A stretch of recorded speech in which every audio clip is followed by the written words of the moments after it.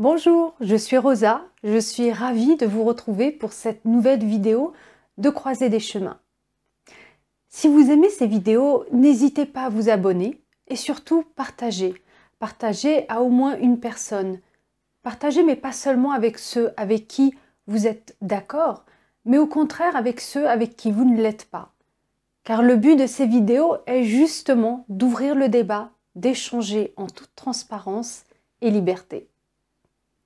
Dans l'émission d'aujourd'hui, nous parlerons de la grande technologie et du rôle qu'elle pourrait jouer dans les élections américaines. Des inquiétudes sont soulevées quant à l'influence de la Silicon Valley sur la politique démocratique, y compris sur les élections, a déclaré Alung Bokhari, un journaliste d'investigation, dans une interview accordée à American Thought Leader. Selon lui, il n'y a pas, je cite, de régulateurs qui les empêche d'utiliser ce pouvoir et que cela a un grand impact sur ce que les Américains sont autorisés à voir, sur ce que les Américains sont autorisés à lire, et cela peut revenir à interférer avec cette élection cruciale. De manière très visible, nous avons tous pu assister à des exemples récents de leur influence par le biais de la censure.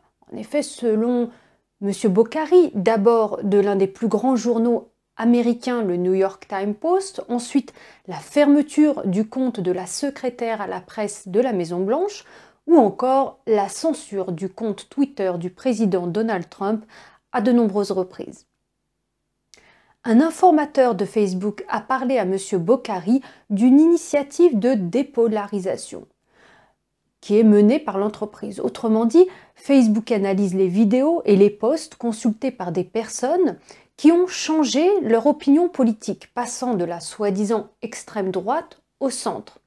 Et ils utilisent ces informations pour créer un modèle afin d'influencer de manière invisible d'autres utilisateurs dits de droite pour qu'ils changent leurs opinions politiques de manière similaire. La dépolarisation sonne politiquement neutre, comme si Facebook essayait de rendre tout le monde moins partisan. Mais elle dissimule, je pense, un programme très insidieux, a déclaré M. Bokhari. Autre élément important, c'est que les grandes entreprises technologiques attribuent également un score confidentiel à chaque utilisateur pour chaque post sur Facebook, Twitter, chaque site web testé ou ce qui est proposé sur Google. Et ils utilisent ce score pour déterminer ce qui apparaîtra en haut des résultats de recherche sur les flux Facebook, YouTube ou Twitter, a déclaré M. Bokhari. À l'origine, cette méthode, qui est appelée classement par qualité, était utilisée dans le passé pour identifier les sites web contenant des logiciels malveillants, des virus, des sites web produisant des spams ou d'autres contenus dangereux afin justement de les empêcher d'apparaître dans les résultats de recherche Google ou des flux de médias sociaux. Le problème, explique-t-il, c'est qu'au cours des 4 dernières années, ce mécanisme a été amélioré et utilisé pour atteindre certains objectifs politiques. De nouveaux critères de notation ont été ajoutés aux algorithmes et il permet désormais de noter si le site web, le message ou la vidéo YouTube contiennent des informations erronées ou des discours de haine ou fausses nouvelles ou de théories de conspiration, a déclaré M. Bokhari.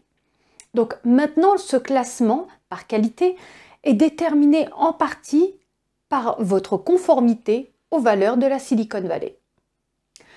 M. Bokhari a écrit dans son livre récemment publié que le problème est que ce sont les entreprises de Big Tech qui définissent ce qui est considéré comme de la désinformation, du discours de haine ou de la violence, ou des robots, dans le but de marquer des points.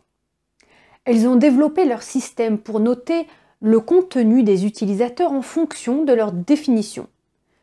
La raison pour laquelle Antifa et d'autres violents groupes d'extrême gauche qui enfreignent les règles ont apparemment carte blanche sur les plateformes de médias sociaux est justement que les algorithmes de ces plateformes n'ont tout simplement pas été formés pour les détecter, a écrit M. Bokhari.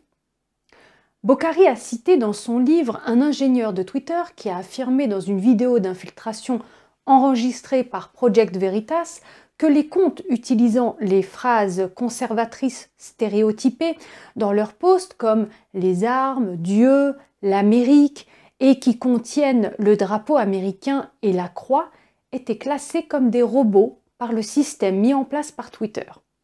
Le classement de la qualité devient étrangement similaire au système chinois de crédit social, où là encore vous êtes classé en fonction de votre niveau de conformité aux valeurs de l'élite dirigeante. C'est essentiellement vers cela que se dirige la Silicon Valley, a déclaré M. Bokhari.